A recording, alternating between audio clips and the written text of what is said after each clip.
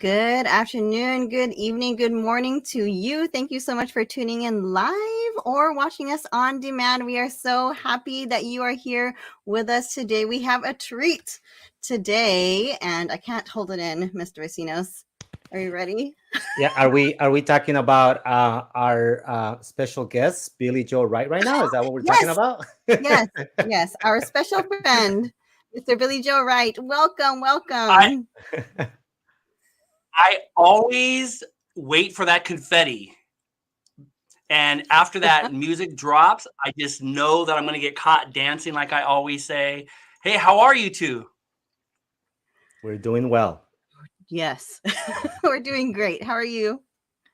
Yes, I love the way that you said that with the pause. That is the typical end of the year response from most of our members with the Hacienda La Puente Teachers Association as we kind of inch towards these final days with our students towards the summer. So thank you both again for doing this show. And today's guests are, I'm so excited to be able to meet the person and try and be here as long as I can before I have to jump on and move over to the next event. Well, we thank you so much for being here, and we are so excited. And we are going to introduce her in just a moment. And please, Mr. Billy Joe Wright, please stick around as long as you can. But if you disappear, we know that you had to go because you are super, super, super busy. But we are so happy that you made it with us. And yes, thank you for the shout out to our Hacienda La Puente peeps because it is almost the end of the year. I think we only have a few more days left, actually maybe 1 or 2 weeks left, and teachers are trying to wrap things up and getting excited about summer. So thank you so much for those who are watching with us. We know that you are busy today And too, but we appreciate the time. Yes. if I can, if I can ask for a personal point of privilege, I would like to congratulate both you and Ricardo on being the Oh, recipients of the California Teachers Association Award, which is We Honor Ours. And that award is for our members. You were selected by the Hacienda La Puente Teachers Association Board. And we honor any of our members that just go above and beyond for the work within our union. And you both were presented it recently at one of our CTA events. But I would just like to not only congratulate you both again, but if I could just get a couple minutes to let everybody know why you got the awards, because I believe it fits this episode. Um, thank you. you know, we many of us came into education through our own paths, and I came into it wanting to come back to the community where my family and where my mom, my tias, and everybody went to school, and I wanted to be able to see all the students and see the students that were like my mom who maybe had not been seen. And some people know your stories and some don't. So it's Ricardo being a student in school, having English be a new language for him, and having teachers think that he's not capable of something until one special teacher, who later goes on to have a movie made about them, but acknowledges the intelligence that's um, within Ricardo, but maybe not seen by the teachers who don't even speak his primary language. And then you have you, Teresa, who, teachers sure had the best of hearts, but we're not versed in appreciating the diversity of the students that were in the room. And I love your story when you say they told your mom that you were possibly mute because you didn't speak the entire year. And your mom is like, what? Like she's not quiet when she comes home. And, it shows us and it reminds us that we need to often take a step back and acknowledge the students that we serve, the people in our classroom. And sometimes we do have to also learn a little bit more about their experience, their life experiences. And you and Ricardo have been doing this work now for well over a year. I don't even know how many episodes you all are on, but you do it in every space and place. And at the end of this school year, I want to acknowledge you again in this show, this format. You are changing people's lives, and I just want to thank you for everything that you do and helping our students to be seen. And by doing that, you're also helping our educators and our members to be seen. So congratulations both on being Who Award winners. Thank you for everything you do. And today's guest, I literally was researching and looking up, and one of my favorite quotes from her, was really talking about seeing the diversity and the community in the students that we serve as a positive, as a plus, and not looking over it or past it. And I know I totally messed up exactly how she said it, because so great in how she speaks, but powerful, and I'm going to be here as a student. In fact, I'm going to jump off and I'm just going to watch and be a student. So thank you very much. Good luck with the show. You guys are awesome. Bye, Thank you so everybody. much, Thank you, Billy. Joe. You're amazing. Thank you.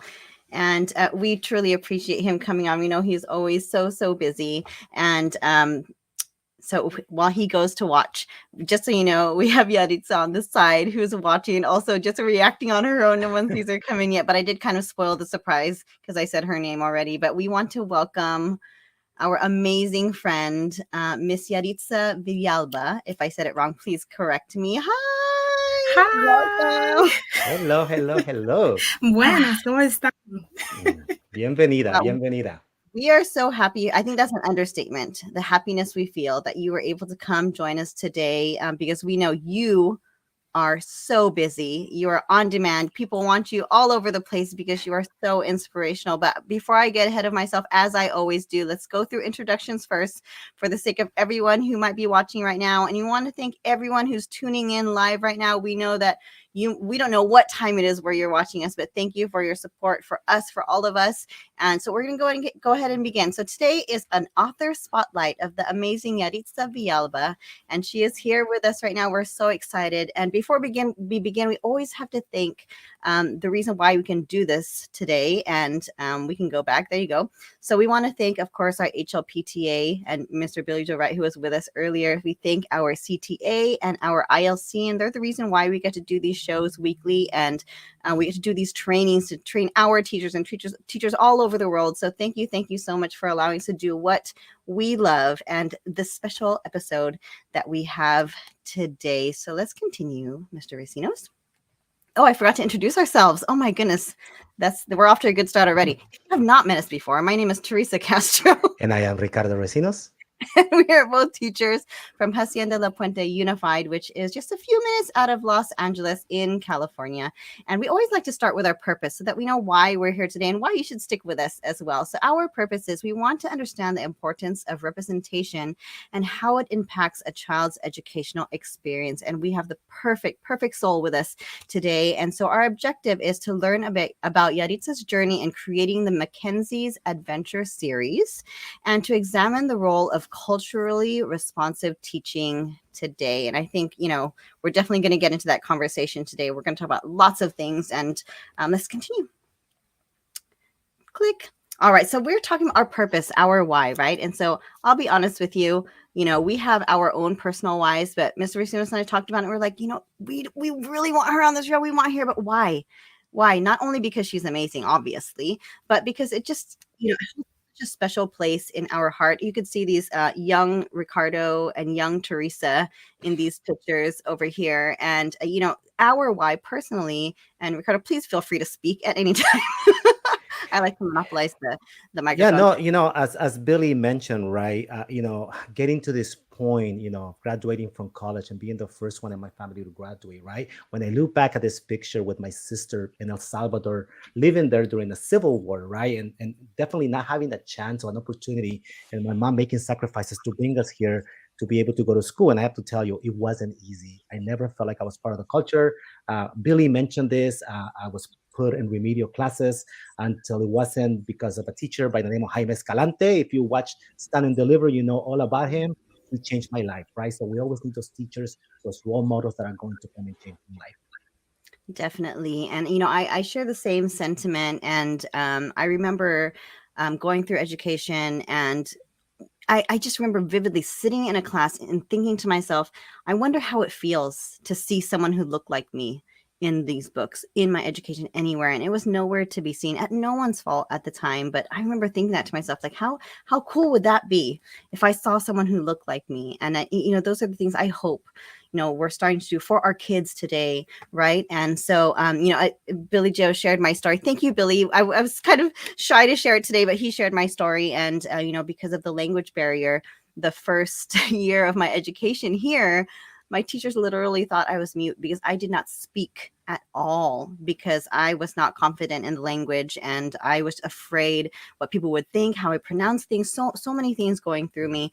And to not speak for a whole entire year is really difficult feat. And so that's a very traumatic experience, and that's what we want to protect our kids from. And Yaritza, just to be warned, we have some teachers who may pop in and out today because they were so excited to hear from you. And we want to introduce our wonderful Araceli. You are here. Hi, Araceli. She's just kind of going to hang out, and if she wants to jump in, she can at any time. She is an expert at this topic as well. Araceli, since you're here, you want to come say hi and introduce yourself a bit before we continue? Hello, hello, hello. Hi. So I read that you're a high school English teacher, high school teacher, actually, right? Working Social with science. populations very similar to ours. Yes. So I'm just happy to, to be here. I love teaching this population, this group, and I'm so happy to see that you're, showing again those mirrors that our students need, and windows for them to see into other cultures and read about themselves. And, I was just talking actually about your book, because I have my English learners create a children's book using some of the apps that we now use. And so I was saying, hey, this would be a great book to show the students, hey, look, this is what a children's book can look like. And you can write about your families and your culture. So I thank you for that. I'm only going to be here for a little while because got a band concert to go to. Of course. Thank you for popping in. So we should have warned you to we have so many teachers who want to come on. We're like, oh, hold on. All right. So thank you. Go ahead. Yaritza and I have talked about this, and I had that teacher, right, that actually was my voice, right? He found a way to speak for me, right? And now when I think about it, right, and we go into seeing our kids, right, and seeing my daughter over here, Tony Ray, right, and then we have over here Caitlin, and our little baby over here, right, Teresa, Caleb, right? How do we move from having the teacher have that power for us to have a voice to now giving the students that voice, right? And how do I go from Jaime Escalante having the voice to speak for me to now my daughter having a voice of herself that she can use to empower herself? So we wanted to actually share that today. Teresa, did you want to say something about this? Yeah, this definitely hits close to home.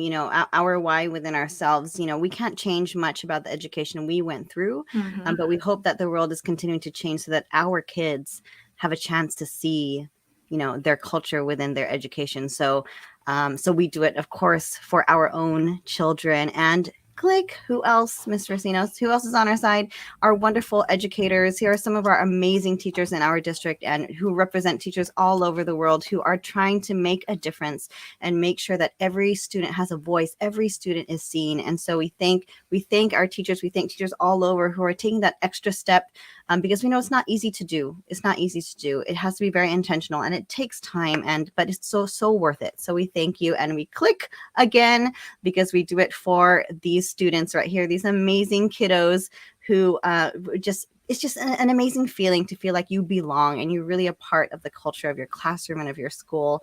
And so we're really inspired to be here today with Yaritza. And so we will continue with our presentation. We talk so much. All right, so we wanted to introduce Yaritza, and we didn't warn you that we're going to play this video, but you probably already know what this video is. Did you want to intro this for us? Oh my God. So I'm already like teary-eyed. I don't know if our viewers can see that my eyes are teary.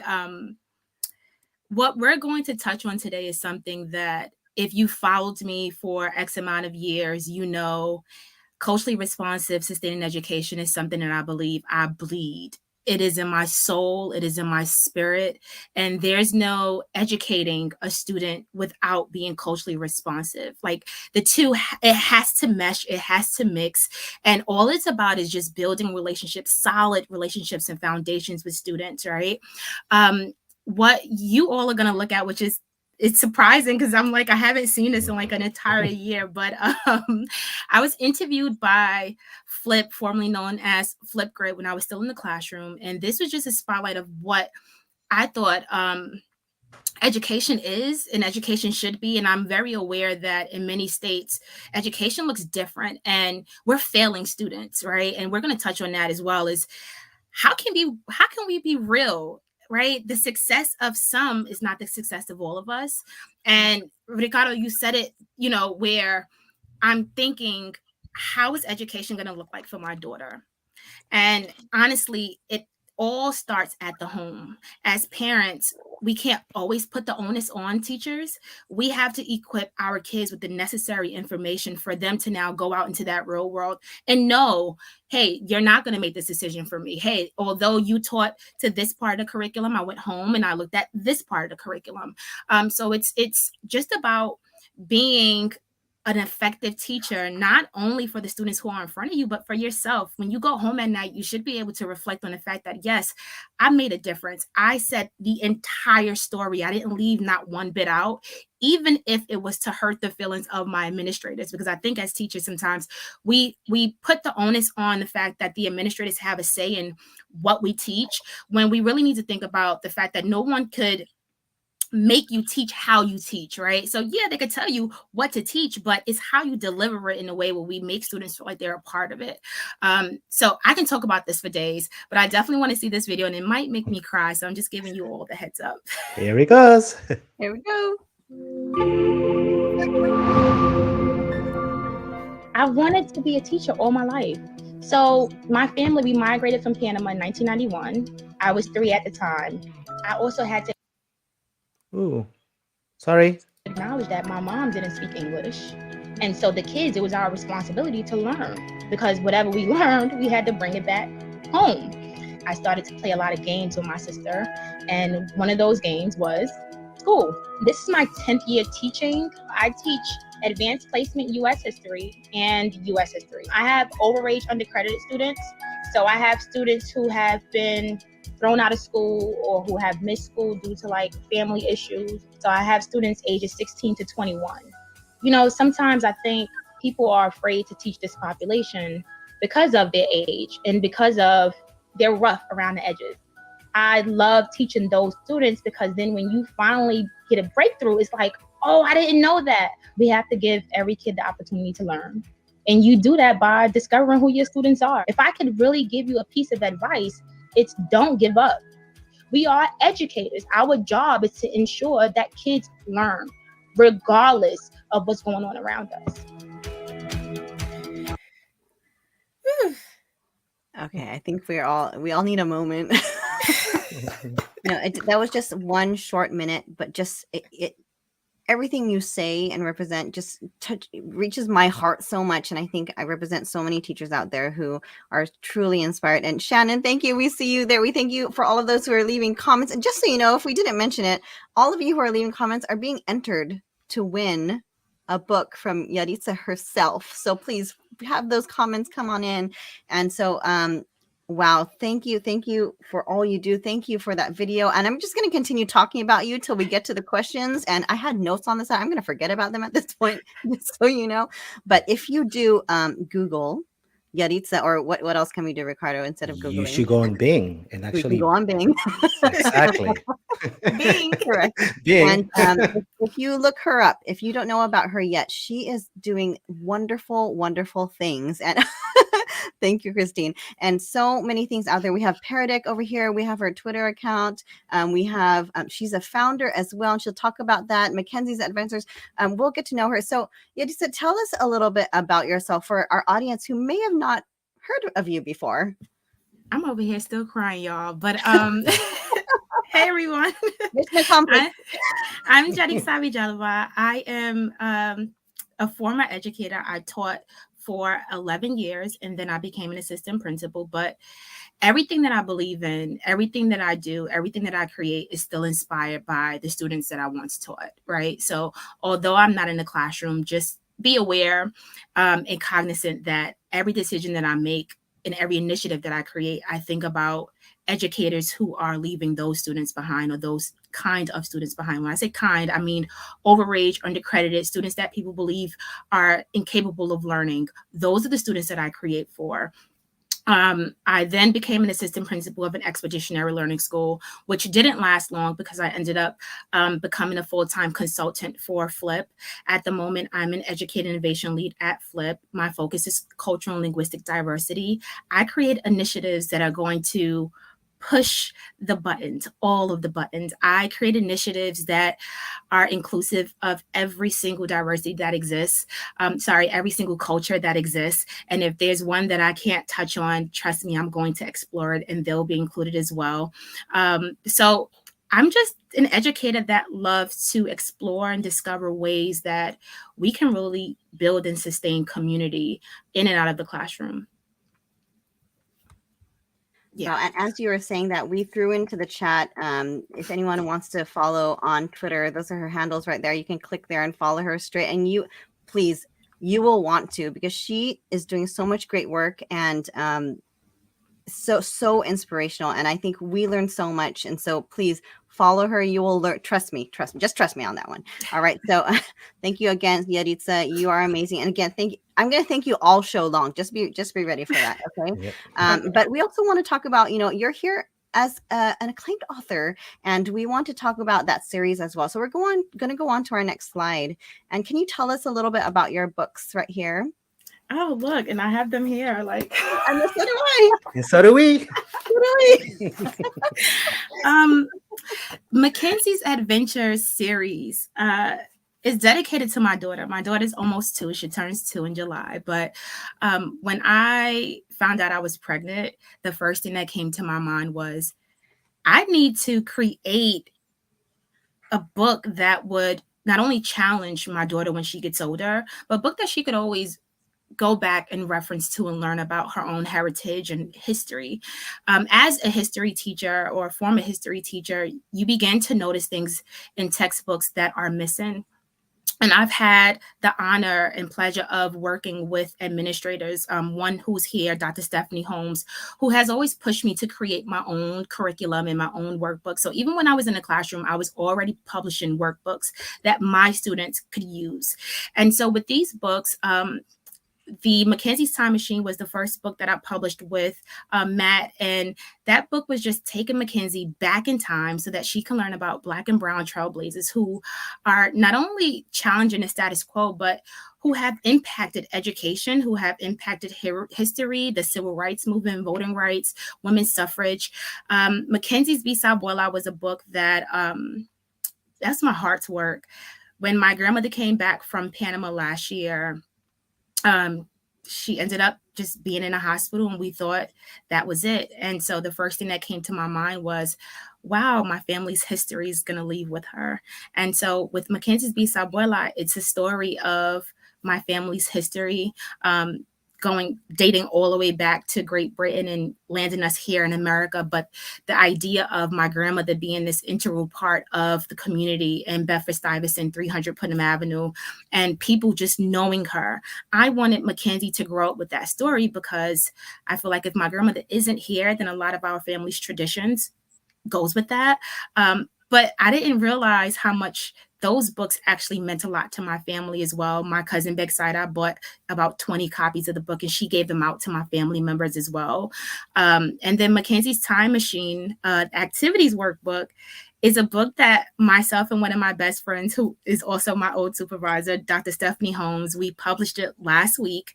And what that is a 9 through 12 workbook that begins with social and emotional learning, right? Because you can't talk about building relationships if you're not going to acknowledge the fact that you need to know yourself, you have to be reflective, you have to have social awareness, you have to have time management. And so we decided to create this book that goes hand in hand with McKenzie's Time Machine. So it helps people dig deeper into those Black and brown trailblazers. But also, before you can dig into history, you have to still know about yourself. So that's that culturally responsive piece, right? I can't ask a teacher to be effective. I can't ask you to go into a classroom and to teach 34 students when you don't even know who you are yet.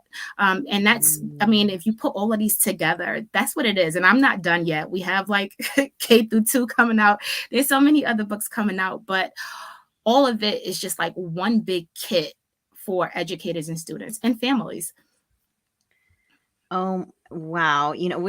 Just so you know, you're just getting so much love in the chat right now for people who support you and have been following you and have these books and are just so truly inspired. And we have Amanda here. Thank you, Amanda. Thank you, everyone who are sharing their love for Yaritza right now. And we want to congratulate you for making these amazing books, that are not just beautiful. They are beautiful, but they're just so meaningful for us, for all of us. And we want to congratulate you because if you didn't know, on Amazon, when we looked it up, you actually had the number one new release in social studies teaching materials. If you didn't know that, those of you who didn't know, she was number one in Amazon, which is a big deal, right? Yeah, it's a real big deal. It is a very big deal. Very, very cool. So we're excited to kind of go deeper into this conversation with you. And this is going to take us in so many different directions, but that's okay. We're just all going to hang out together and kind of talk about, being culturally sensitive to our kids. And so the first question we have for you is, how has your own cultural background influenced your writing? How do you hope to impact young readers? And we know you touched upon this already, but what else can you tell us about this? So I usually tell people about my sister. I usually touch on the idea that, me and Jennifer, we would always play games. She always taught me new things. We always played school.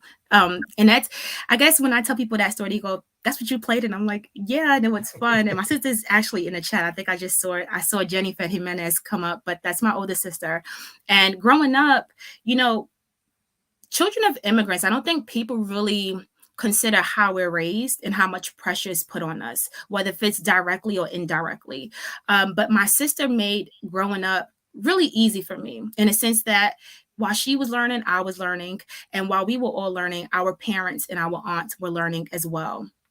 And so my cultural background as an Afro-Panameña had a lot to do with how I was raised. It had a lot to do with acknowledging I can't be outside when everybody else is outside. And also the fact that you have a responsibility to learn, and learning never stops, right? And I think that's true to every immigrant child growing up. You have this pressure put on you where, it's not about fun and games. And even though we had fun, it was always, you have to take something out of this. There has to be some kind of learning experience. And that was all up to my sister. But in regards to my cultural background, and I'm going to use the word immigrant again, right? We seldom don't think about the fact that there's a weight on our shoulders. And growing up, regardless of where we're from, if you're growing up in an immigrant household, your culture is woven into every single part of you, every single aspect. Even now at the age of 35, raising my own daughter, I think of things that my mom and my aunts used to do with me that I know I have to do it with McKenzie, right? These songs that we sing, the idea that if she bumps her head, I have to give her water and sugar. All of these things that I feel like somebody might say water and sugar to an almost 2-year-old. And I'm like, yeah, she hit her head. This is what we're going to do, right? But it influenced my writing because I knew that you can't write about history without inputting culture into it. A lot of the decisions that were made by Black and brown trailblazers all stemmed for the idea that they wanted much more for whatever was coming into the future. When we think about the enslavement of Africans, we think about the fact that they brought most of their culture with them from Africa. And for many, that was how they actually dealt with the pain and the trauma and the suffering of enslavement.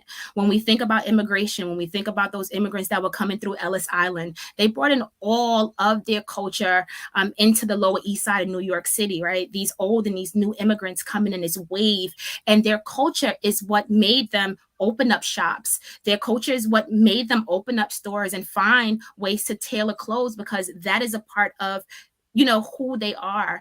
And so with writing, I didn't want to lose myself, but I also want Mackenzie and also every other child around the world of color to see themselves and to see a part of me in this writing, right? To acknowledge the fact that not everything is just black and white. Some of us have each and every part.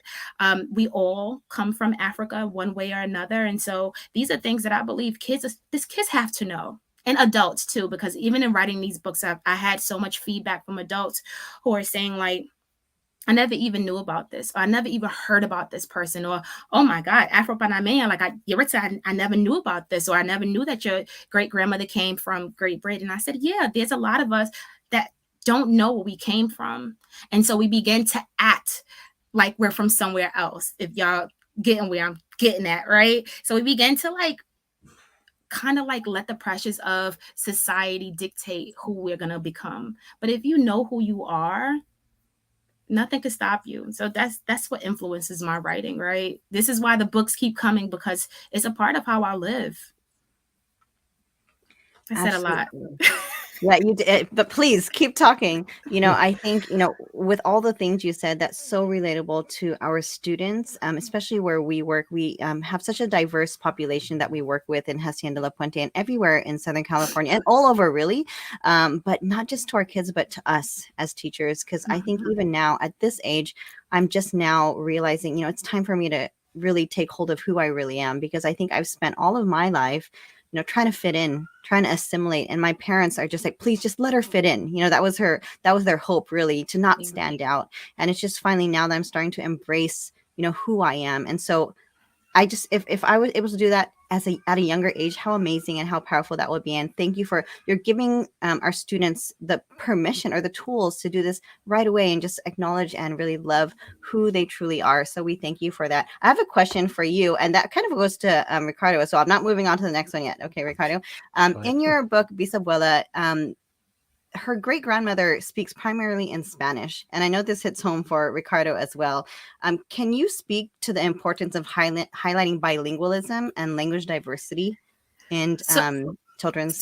So what was shocking when my family looked back at our history, my great grandmother spoke predominantly English. We used to call her Cuckoo. Her real name is Iseline, right? And she then migrated to Panama. And my grandmother, which is McKenzie's great grandmother, Beverly, she spoke Spanish because she lived in Panama, but she did know some English because of her mother. I think what's so surprising is, although I lived in the United States for so long, I came when I was 3, speaking Spanish was important in my household, right? It's still important today. Like my family, I laugh all the time because my mom speaks Spanglish and we've been here for 32 years, going on 32 years. And I tell people all the time, it's almost like my mother never left Panama. Same with my sister. My sister would, if she whispers something to me, 9 times out of 10, it's in Spanish, right? And it's a part of my culture. It's something that I embrace. And it's always like I grew up knowing that I was raised in America, but also knowing that I identify as Afro-Panamanian, knowing that I was born in Panama. That was something that my mother always made important to us. When we had Panamanian occasions, I dressed up como una Panameña. I have my gowns that my mother would get sewn for us. And so looking at pictures, I'm like, oh my God, did she just, am I wearing like a curtain? Like what's going on, right? But this idea that language and culture played an important role in how I was raised. My daughter, even though she's born here in the United States, she's beginning to acquire language. And I love the fact that when my mom speaks to her, she speaks to her in Spanish. And I giggle. I giggle all the time. She has a relationship with my dad who lives in Panama. He sends her voice notes on WhatsApp. They're all in Spanish. And I save them. I upload them to Flip. And that way, when she's ready to now listen to those voice notes, she could go on Flip and literally click on it, right? Because I may not have the same phone when I upgrade and have WhatsApp, but she'll have all of these voice notes that he has left for her on Flip. And I'm able to go in and edit those closed captions so that way she can read it in English and Spanish. And so for me, language is important. It's how you stick to who you are. It is how you express yourself. Mostly I speak English, but there's times where my family, if we're around other people and they don't want information to be spilled about anything and they speak in Spanish, you best to believe I need to respond in Spanish. And you know, they give you the eye, like, and it has to be in Spanish. But that's also part of our culture, is knowing when the elders say for you to do one thing, you better do it. But yeah, listen, when I wrote the book, and that's why I had to make two versions, right? You can't write a book about being an Afro-Panameña and only have it in English. Can't work.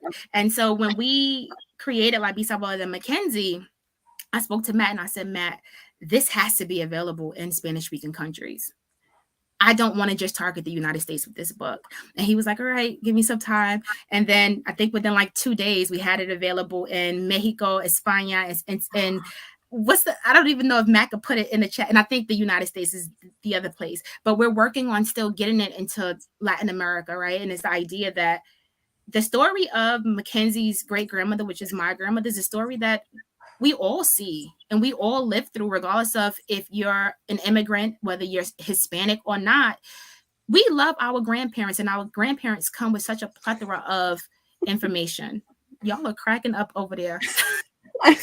we had a comment about the importance of respecting your elders, but you're right, Yaritza. I'm a Spanish teacher, and I try my best to have my daughter speak Spanish, and I try it, and she understands it, but refuses to speak it with me. And if it wasn't for the fact that my mom, I came here many years ago, her language Spanish, to this day, she speaks to all of us in Spanish. She has no choice, and she has to speak the language, because my grandma is the one that is, the elder, and she's going to speak to her this way, and you better answer to grandma. You. That's it. Pow, pow. That's it. Absolutely. And we're giggling at one, because that's my way of, in my mind, I'm going amen to everything you're saying. And we're also seeing the chat on the side where people are like cheering you on. And it's just the greatest thing. So the giggles it's not laughter. It's more like giddiness. But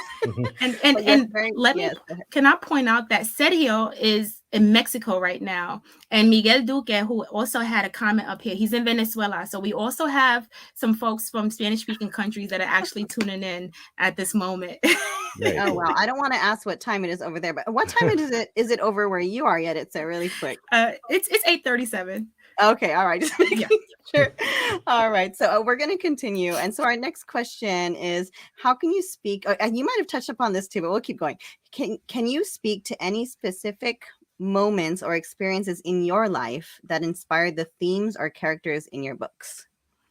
Yeah, I feel like all of my books are inspired by all of my experiences. Like McKenzie's Time Machine was me as an educator thinking about the missing parts of history and what I yearn for kids to know. And McKenzie's Bisabuela, when we found out that my grandmother was sick, I actually reached out to members of my family for them to tell me stories and times that they've had with my grandmother. So if you ever sit back and you read McKenzie's Bisabuela, you'll see that I usually say, and Jennifer remembers my grandmother doing this, and my cousin Juliana remembers this, and my cousin Bexida remembers this, because I went back and I asked them, hey, can you tell me some, moments that you've experienced with grandma that you want me to write in this book? So the book wasn't just about my experiences. It was about the experiences of everyone. Like I even had one of my aunts, Javina. If you're paying attention right now, Javina, I'm so sorry. She said, you better put me in the next book. Because I didn't ask her any questions for this one. But you'll notice in any book that I write is always based off of my experiences, because that's what culturally responsive education is acknowledging someone's past experiences, whether they're traumatic or not, because that's what makes a person unique. Yes. Oh, I need every time you speak, I need a moment to kind of just let it in. Thank you so much. Yeah. So I know you talk about so much how what has inspired you to write these books. So it's in my mind, just to be honest with you, I'm thinking of this as not only is this inspirational because of people who see themselves in your book, but also as our kids are reading this and hearing about this in their mind, they're probably thinking, I can do this too. Yeah. This is something I want to do. I want to write a book. I want to show the world, my family, my history, my story. So those are things kind of going through my mind as you're saying this. Like you're inspiring me not only because I see it, but I want to do it. And I know our And kids you will have that should. reaction too. Yeah. And you should. I tell people all the time, we all have a story to tell. Yes. And sometimes we have stories that's not made for the broader audience. Sometimes we just got to write for ourselves. I find myself sometimes I jot down things. And even though I have a calendar that's electronic and digital, I still like to write in journals. I get thoughts sometimes where I wake up and I'm like, oh, this would be a perfect book. And then I got to think about it. Jadi's like, you got to relax. You just published one book. Like me and my friend was out the other day and I was like, this is a book. This is a book. I said, all right, somebody give me a napkin. And we literally wrote out what our next book is going to be while we're out having drinks. And that's just how it goes because you always have this story to tell. Yes. And sometimes you just have to let it out because if not, you're going to live in regret. And then you're going to read somebody else's story that's very similar to the story that you wanted to tell. And you're going to be like, oh, I had that same idea. Exactly. Yeah. I'm looking at Mr. Racinos right now because I'm telling him he has such a powerful story. He needs to write it. He needs to get this out there. Yes. Thank you for inspiring because I'm going to keep pressuring him about it. All right. So what's the next one? What is the importance of representation in children's literature? And we know we've talked about this the whole show so far, but let's continue. How can it impact a child's educational experience? So this takes me into thinking about the concept of banned books throughout the United States and even in other countries, because prior to the pandemic, we were supposed to actually visit South Africa and their curriculum is still colonized, right? And so when you think about the people who control what our kids read, what our kids see, the resources they have, the access to resources or lack of that they have, they don't look like you and I. Their names are not similar to ours.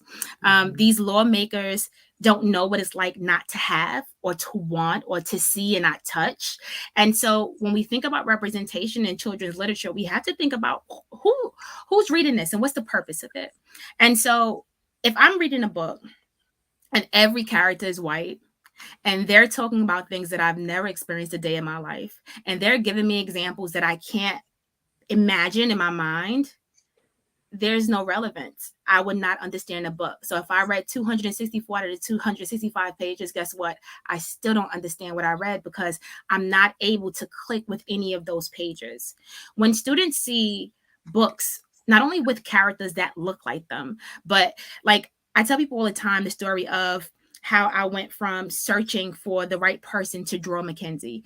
We drew McKenzie while McKenzie was still a newborn, when she was an infant. I didn't even know how she would look. I didn't, right? My daughter, if you look at her, my daughter's not my complexion. She's much lighter. Her hair hasn't even fully grown out. So the two pom-poms don't stay overnight, right? But I had this imagination of what I thought my daughter would be, but also what a girl from Brooklyn looks like. Mm-hmm. I was raised in Brooklyn. What would I look like? I would have on my sneakers. Yeah, I have on hoodies. I still, as a grown woman, I still wear hoodies everywhere, right?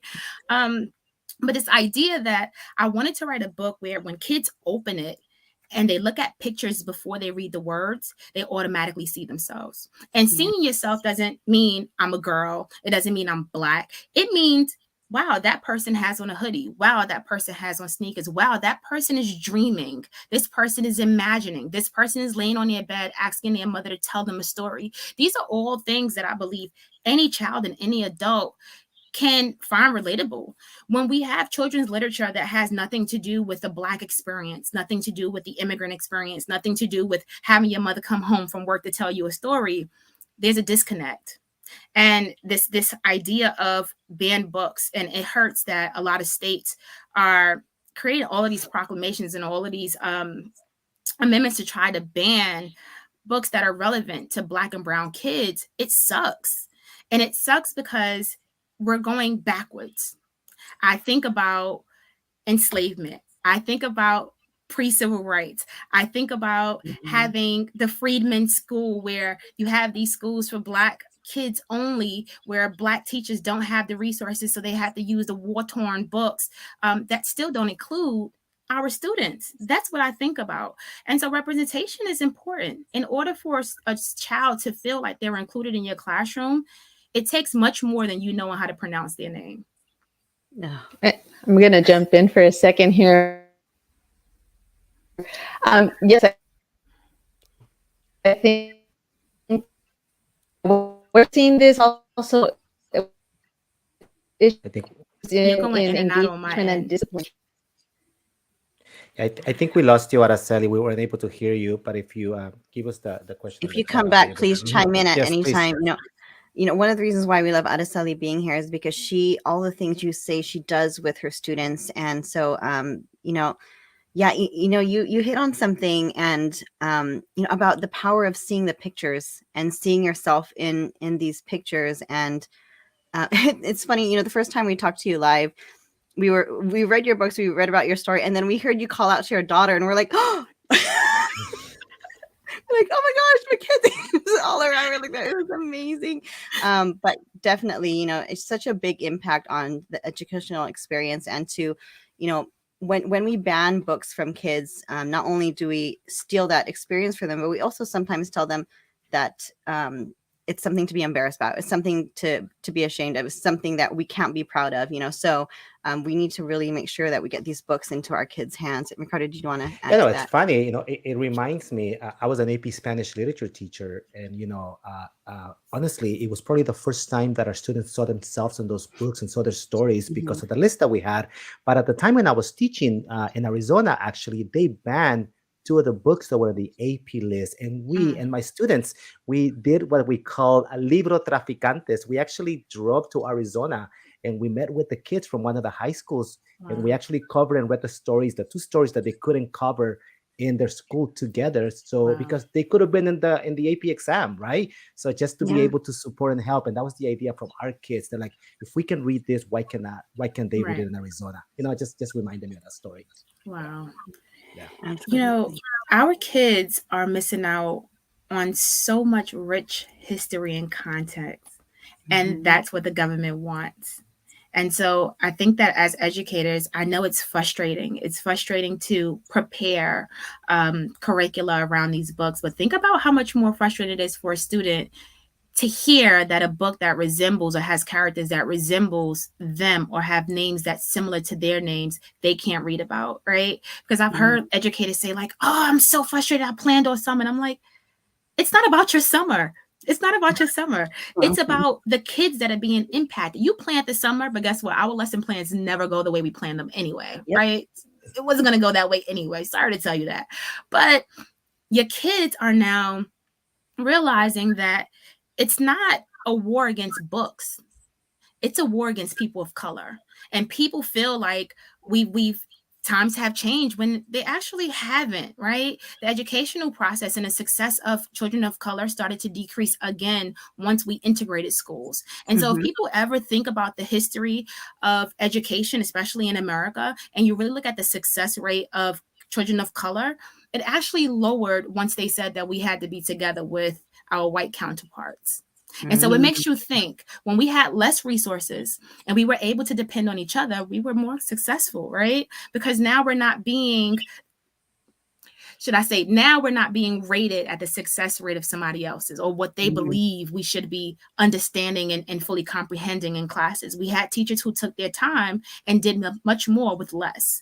So just this idea of banned books, this idea of how do we amplify student voice and how do we help students to speak for themselves and to acknowledge that, hey, they banned this book that I really wanted to read.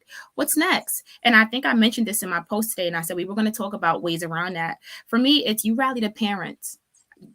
Kid doesn't have to read a book in your classroom. They can read it at home. So why are we still not preparing for students to read banned books in their home? I wouldn't give it as homework, but I would say like to the parents, hey, I read this book and I believe that our kids should read it. They can't read it together, but how about you read it with your kid? Why are we not making those kinds of moves? To me, that's more impactful. You have parent engagement. You're going to increase student comprehension because now they're getting the help from their parents. And now this leads to more conversations when you actually have conversations with parents. You can say, how did it go? What did you find challenging? Okay, so you may want to work on this with your child, right? This is how you create community. It's not about doing everything in the classroom. And that's your workaround with banned books. Ask the parents to read it. That's so true. That's so true. And, I think when you do that, you also bring your parents into the conversation, especially parents who oftentimes don't feel part of the education because, maybe language barriers, cultural barriers, reasons why they don't usually participate in their child's education. And this kind of brings them in, just another layer, another thing to do. It's amazing. I agree. So, in doing this, we have teachers who are inspired, who are ready to go. We're like, we're ready, we're going to do it. And, but tell us, what are some of the challenges you have faced while promoting culturally responsive teaching? Such a long list. It's such a long list, but you know what? I think that the number one challenge is people don't understand what culturally responsive education is.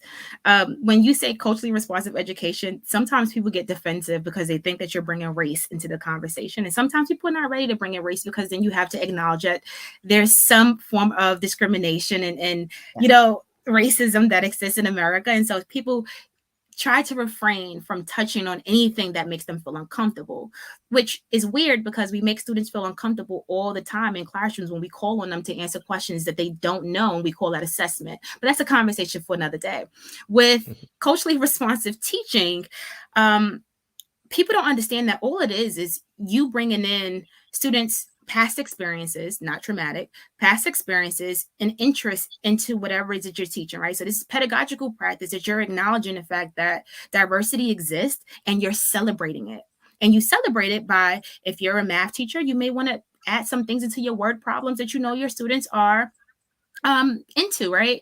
Like I had a student when I was an assistant principal who we did PBL tasks, and she used to always say she hated math because every single example the teacher gave had nothing to do with her.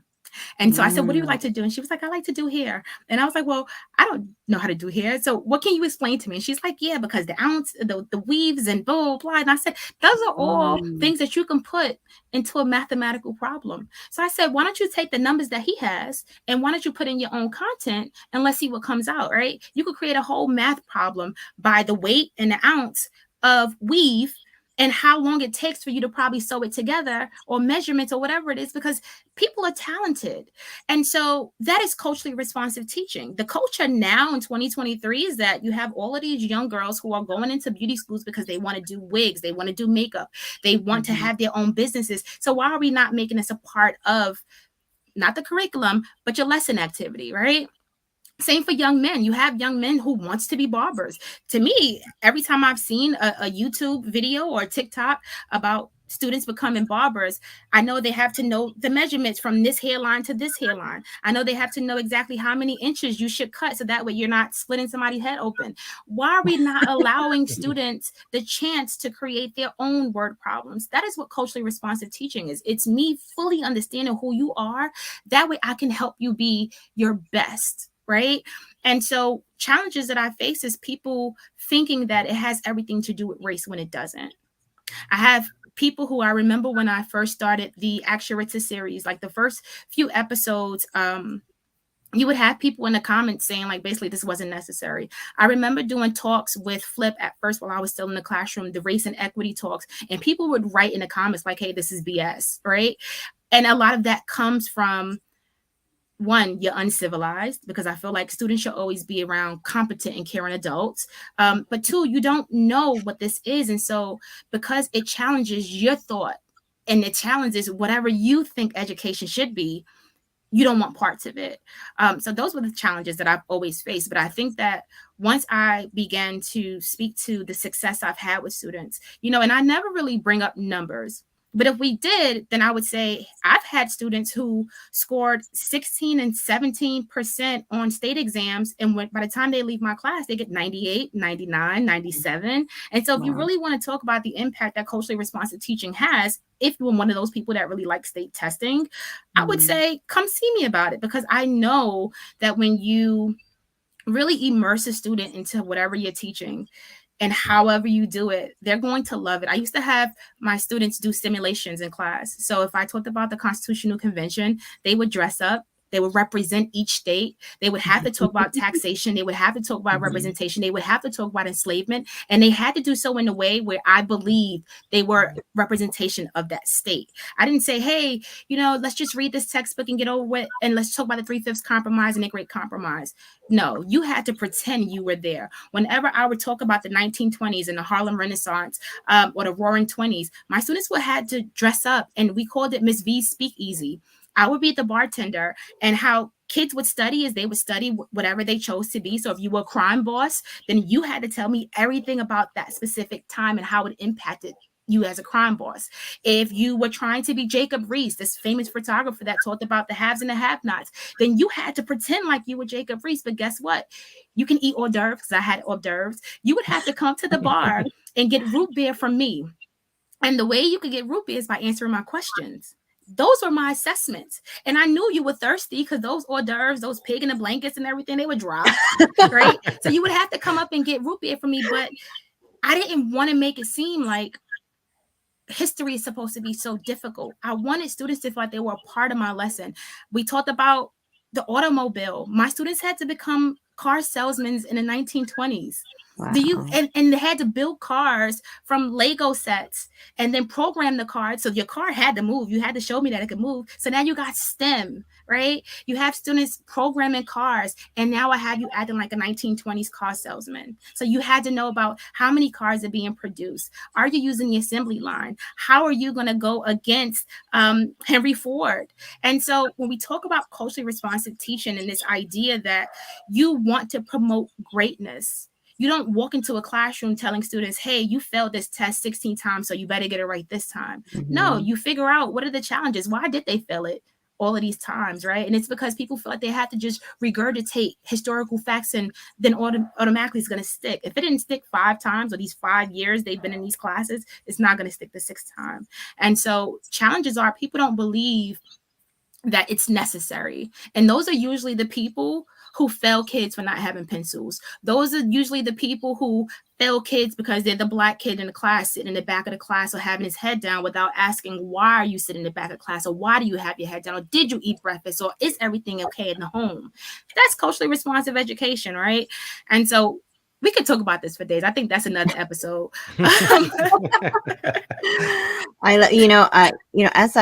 As I hear that, I think I know a lot of educators, when they hear certain things, they think, oh, it's just another thing I have to do. I have so much to do. You're giving me another thing, but you're showing just really, it's just a different way. It's another layer, and it's a necessary one.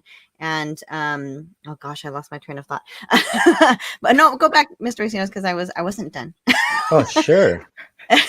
And I think the big thing that you said was really understanding what culturally responsive teaching is, because I think we do have educators that shy away because they're afraid it is just about race. And we have educators who are like, I want to be sensitive to that, but they're afraid of not being authentic, not having the right information, not being able to reach their students. And, in California, we have to make sure ethnic studies is a part of our education now. And, for those teachers who are like, well, how do I do that? What does this mean to me? Can you speak on that, on using ethnic studies and having to bring that into the classroom?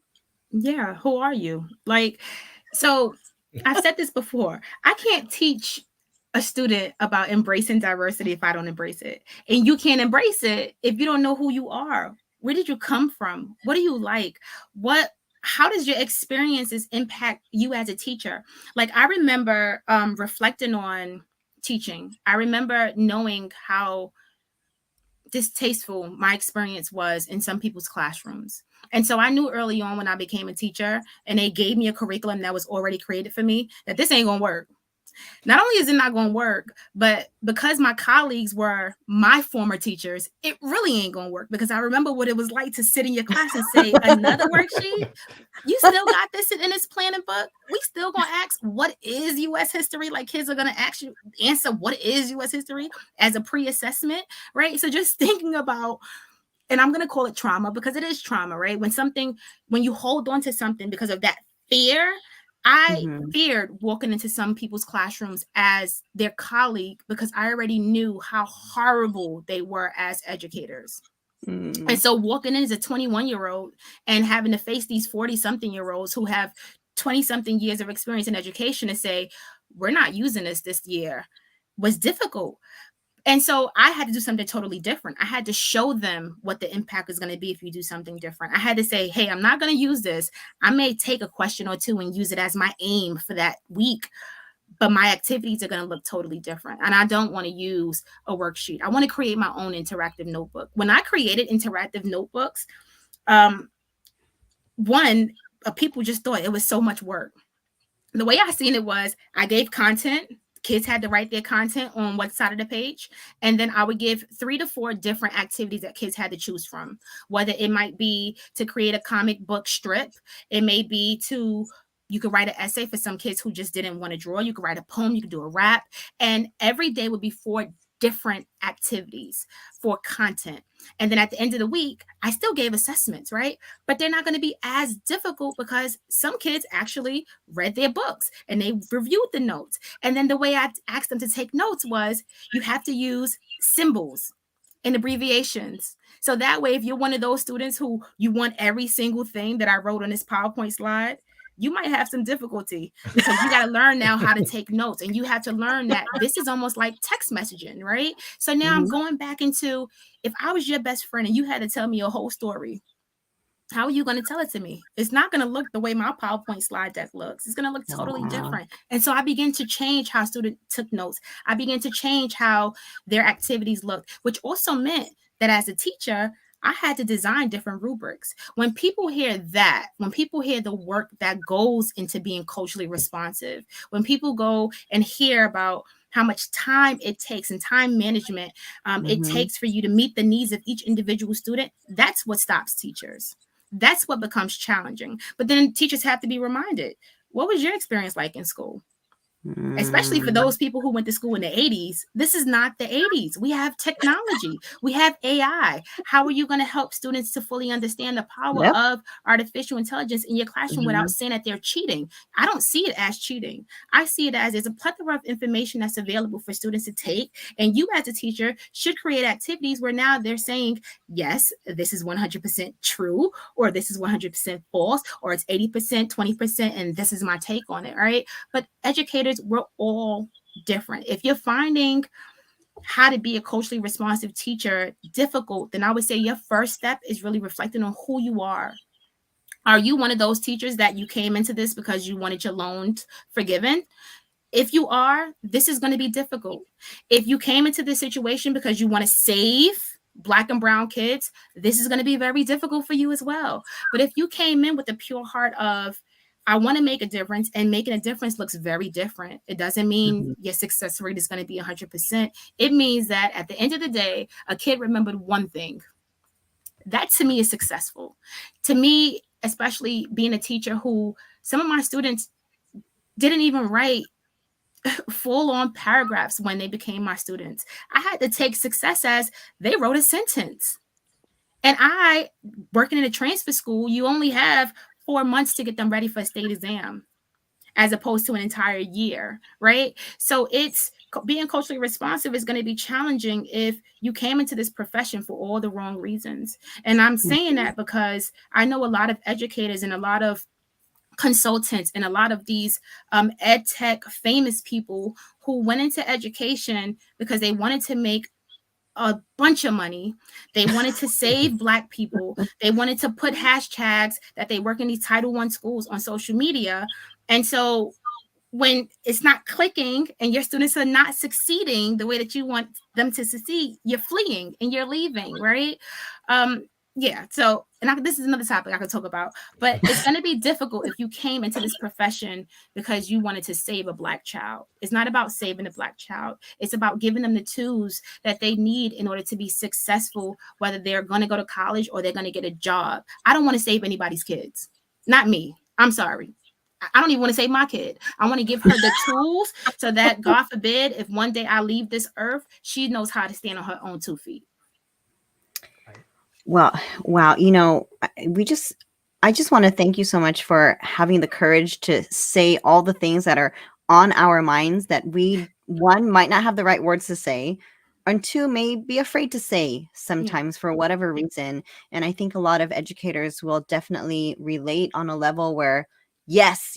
Every time you're saying, you're like, exactly, exactly, exactly. And for whatever reason, they didn't say it, or they just couldn't come up with the right words. And you are gifted, my friend, at putting things into words into a way that is easy to understand. And, you give us the courage to do all those things. So, and you inspire us and you inspire educators all over. And we hope that as more and more educators kind of get along, get with this, get with it, that we more and more students are impacted and able to see themselves in their education. And we did have one more question. Ricardo, do we still have time? I know we went over already. We're so sorry. Do we still Uh, have I'm sorry, y'all. no, No, ask, oh my Yaritza, God, is it okay to ask the all last night. question? I think, right? Yeah, I'm here. We'll, Here it is. we'll stay with you all night, but we know this was a big one.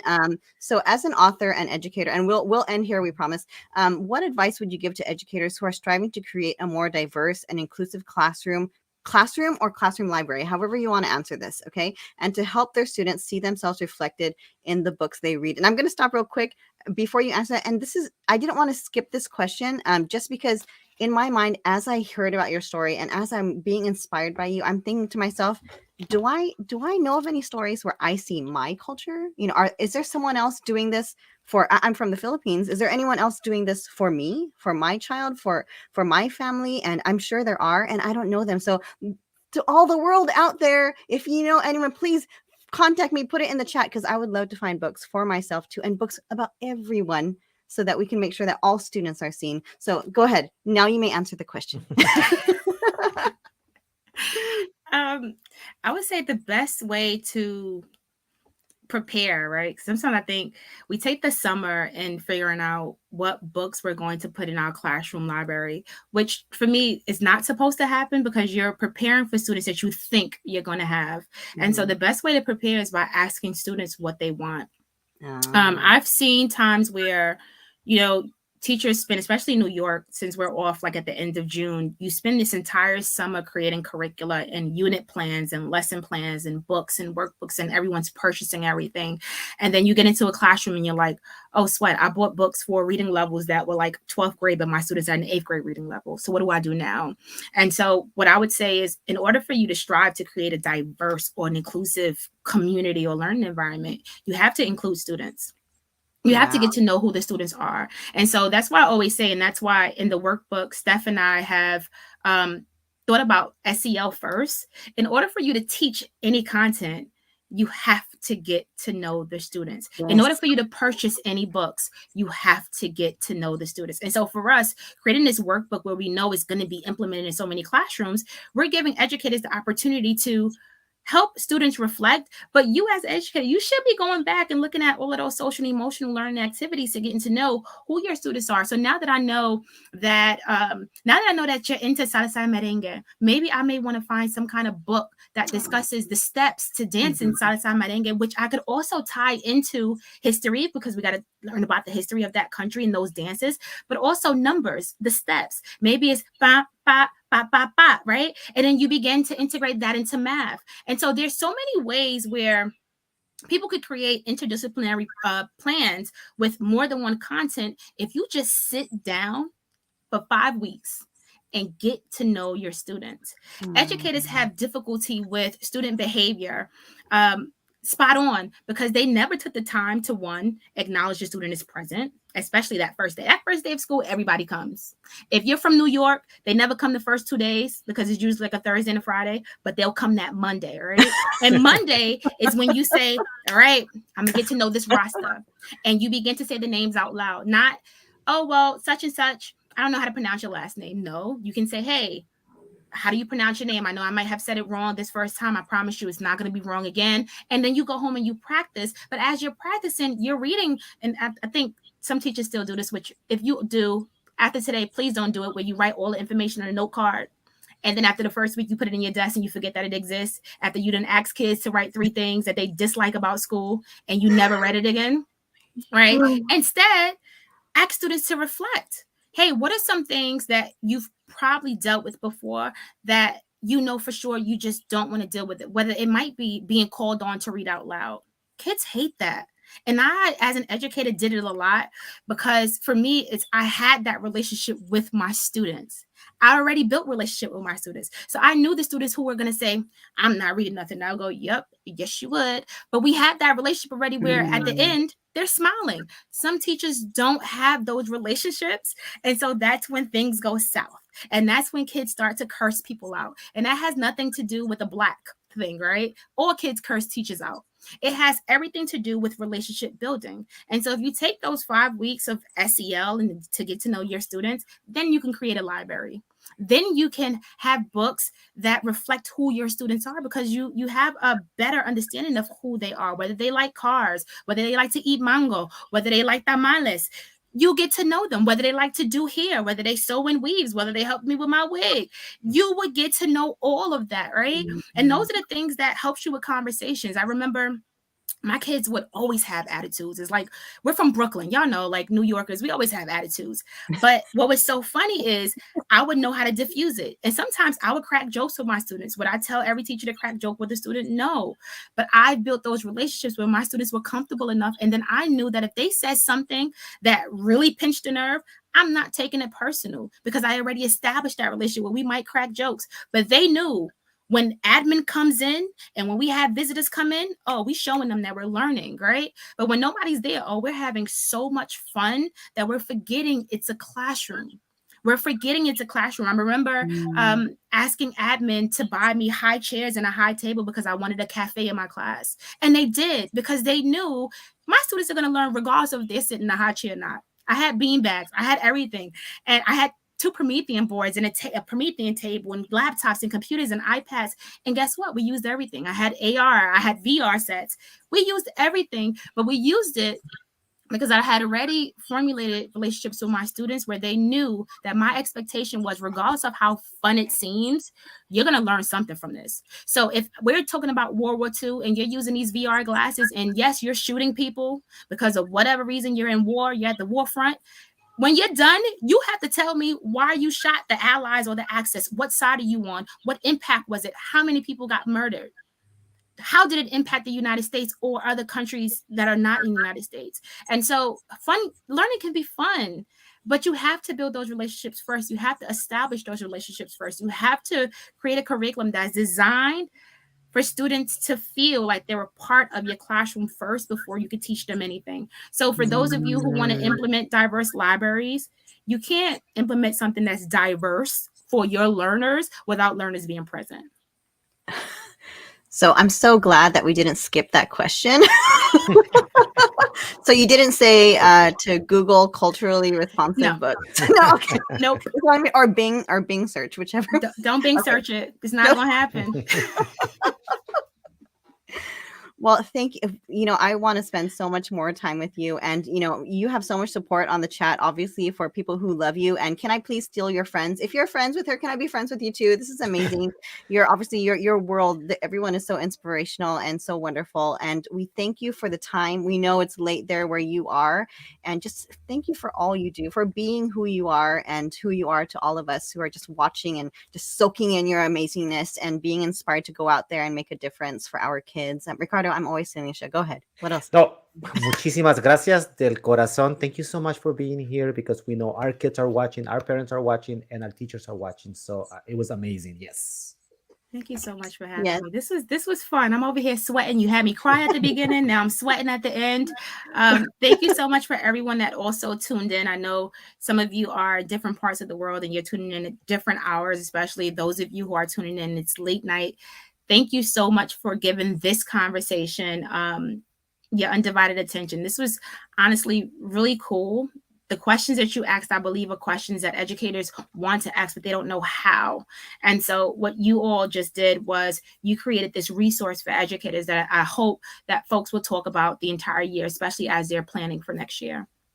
Definitely, most definitely. And I already, at this moment, already thinking back and going back and rewatching some sections and just, you know, wanting to know more there, because, you know, what is happening, things are happening so quickly, but I know there's a lot of gems that you said in there that I want to take and steal, just kidding, borrow and share with everyone else. Yes, and yes. Before we let you go, actually, you know what, let's do the raffle first, and then we're going to let you plug anything else, because we know you're all over the place right now. So Yaritza has been so generous to donate or any book to a few books. Which one are we going to be giving them? We're going to give out copies of McKenzie's Time Machine. I don't have copies of the other books because a district bought out the last 60 copies that I had at home. So McKenzie's time machine. Congratulations. Okay. Perfect. Wait, do we qualify? Okay, wait, go ahead and do it. So we'll do the first raffle from people that commented on the chat. So we'll start with that one. Let's go ahead and see who wins on that one. And here he goes. Drum roll. Dun, dun, dun, dun, dun, dun, dun, dun, dun, dun, dun, dun, dun, dun, dun, dun. We don't know who this is. How do we pronounce this? Do you know how to pronounce Sueli it? Saito? Swelly Saito. Sueli Saito. Sueli So we're going Saito. to get that info. Yes. Yes. If you want to email us or write in the chat, find a way for us to reach each other so that we can. Mr. Stones, do you want to put our email in the chat in a moment so that? Yes, I will. I will do that. And then the second book that we have, we actually had so many of our students and teachers excited to have you come and read. And we're going to be doing that soon. So we're actually going to raffle that to one of our schools, if that's okay. Is that okay? Yes. So here it goes. And so just so you know, Ricardo made sure to mention that Yaritza is going to come by and she's actually going to read to our students in our district. And he said that out loud so she can't back out. Not that she would anyways, but now the whole world knows. Workman, oh my goodness. Elementary. Workman, congratulations. So You get a free copy of her book. All right. Is there another one? Or are we good with that? We can do another one if you like. Oh my goodness. Do another one? Okay, let me Spoiled. get in there. We're so spoiled. Here it Let's do goes. another school, Mr. Racinos. Is that okay? Yeah. Want to do another school? Okay, let me go ahead and bring that in. Sorry. Sure. While he's doing that, I'm going to say, is there anything you want to tell our audience? Any other places we might see you in the future that you'd like us to tune in? Yes, ISTE is coming up. So I have 7 sessions at ISTE. Wow. 4 of them are on the Flip Global Cultural Exchange. I think I have another 2 that might be added. I'll let y'all know next week. So I think I'm going to have about 9 or 10 sessions at ISTE, but 4 of them on the Flip Global Cultural Exchange. So those of you who are interested in how to connect students from different parts of the world together to discuss culture in a way where it's respectful and it's a celebration of diversity, please come check out one of my sessions at ISTE. One of the sessions you have to pre-register and the seats are filling up, so make sure you tap in. And also I'm going to be doing a special book giveaway with a partnership. I can't tell you who it is yet, but if you follow me on social media, I'll put that out at the beginning of next month. All right. Perfect. So everyone, please make sure you follow her to see where she will be next. And we had a request here to be in Boston. I think everyone's going to ask you to come. All right. So who gets the last book? Fairgrove. Never share. Fairgrove, congratulations, another amazing school. Thank you so much for your generosity with your time and also the books. And thank you everybody again for your time. And we will see you soon, Yaritza, with our own kids. And we thank everybody. We see you in our next show. Bye, Thank you. everyone. Bye. Bye.